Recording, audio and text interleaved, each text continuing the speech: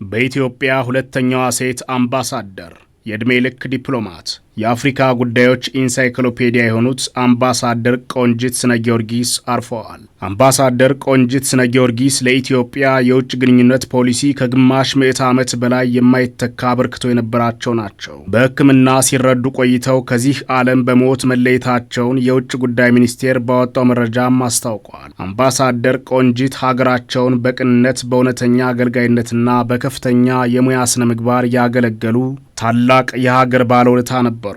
አምባሳደር ቆንጂት የውጭ ጉዳይ ሚኒስቴርን የተቀላቀሉት በ1950ዎቹ አጋማሽ በለጋ ዕድሜያቸው ነበር።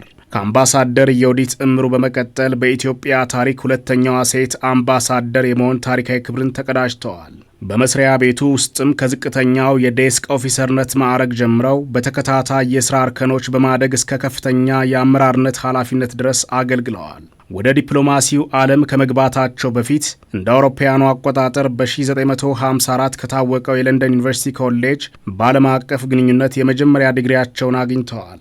በኋላም በ1963 የኮሎምቢያ ዩኒቨርሲቲ የካርኔጊ ፌሎውሺፕ ተሸላሚ በመሆን ትምህርታቸውን ተከታትለዋል። ይህ ሰፊ አካዳሚያዊ ጉዟቸው ለዲፕሎማሲ ስራቸው ትልቅ ፈር ነው። በሙያ ዘመናቸው ኢትዮጵያን ወክለው በተለያዩ የዓለም ክፍሎች በብቃት አገልግለዋል። በካናዳ ኦቶዋ፣ በግብፅ ካይሮ፣ በእስራኤል ቴል አቪቭ እና በኦስትሪያ ቬና በሚገኙ የኢትዮጵያ ሚስዮኖች የሀገራቸውን ብሔራዊ ጥቅም በሚያስጠብቅ መልኩ ባለሙሉ ስልጣን አምባሳደር ሆነው አገልግለዋል።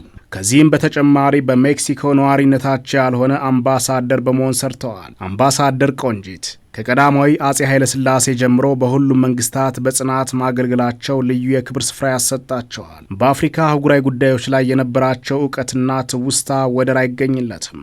የአፍሪካ አንድነት ድርጅት ኦኤዩ ከመመስረቱ ከአንድ ዓመት በፊት በአውሮፓውያኑ 1962 የዲፕሎማሲ ስራቸውን የጀመሩት አምባሳደር ቆንጂት ድርጅቱ ወደ አፍሪካ ህብረት ወይም ኤዩ ሲሸጋገርም ጉልህ አሻራ አሳርፈዋል።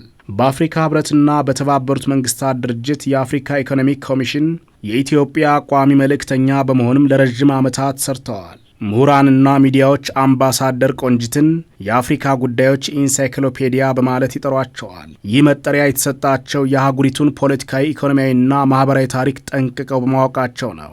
ከ53 ዓመታት በላይ በዘለቀው የአገልግሎት ዘመናቸው ጥሮታ ሲወጡ ስራዬ ሕይወቴ ነበር፣ ለእርሱም ሁሉንም ነገር መሥዋዕት አድርጌያለሁ በማለት ለሙያቸው የነበራቸውን ጥልቅ ፍቅርና ቁርጠኝነት ገልጸው ነበር።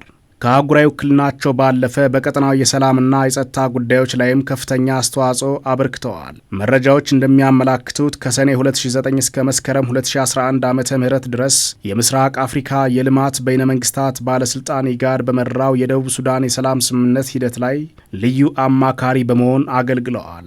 በዚህም በቀጠናው የተረጋጋ የፖለቲካ ሁኔታ እንዲፈጠርና ውስብስብ የነበረው የሰላም ድርድር ውጤታማ እንዲሆን የረዥም ጊዜ ዲፕሎማሲ ልምዳቸውን አበርክተዋል። አምባሳደር ቆንጂት በግማሽ ምዕተ ዓመት የዲፕሎማሲ ጉዟቸው ላበረከቱት ጉልህ አስተዋጽኦ በርካታ ዓለም አቀፍና ሀገራዊ እውቅናዎችን አግኝተዋል። በ2008 ዓመተ ምህረት ከአዲስ አበባ ዩኒቨርሲቲ የክብር ዶክትሬት ዲግሪ የተሰጣቸው ሲሆን በ2013 ዓመተ ምህረት ደግሞ በኢትዮጵያና በጃፓን እንደዚሁም በጃፓንና በአፍሪካ መካከል የነበረው የጋራ መግባባት እንዲጠናከር ላበረከቱት ላቅ ያለ አስተዋጽኦ የ2020 የጃፓን የውጭ ጉዳይ ሚኒስቴር የእውቅና ሽልማት ተበርክቶላቸዋል። አምባሳደር ቆንጂት ስነ ጊዮርጊስ ከዚህ ቀደም በዲፕሎማሲ መስክ ላበረከቱት አስተዋጽኦ በጠቅላይ ሚኒስትር አብይ አህመድ የእውቅና ሰርተፍኬት ተሰጥቷቸዋል። አምባሳደር ቆንጂት በአካል ከዚህ ዓለም ቢለዩም ለኢትዮጵያ ብሔራዊ ክብርና ለአፍሪካ አንድነት እንደዚሁም ለፓን አፍሪካኒዝም እንቅስቃሴ ያበረከቱት ብሩህ አሻራ በታሪክ ማህደር ውስጥ ሲዘከር ይኖራል።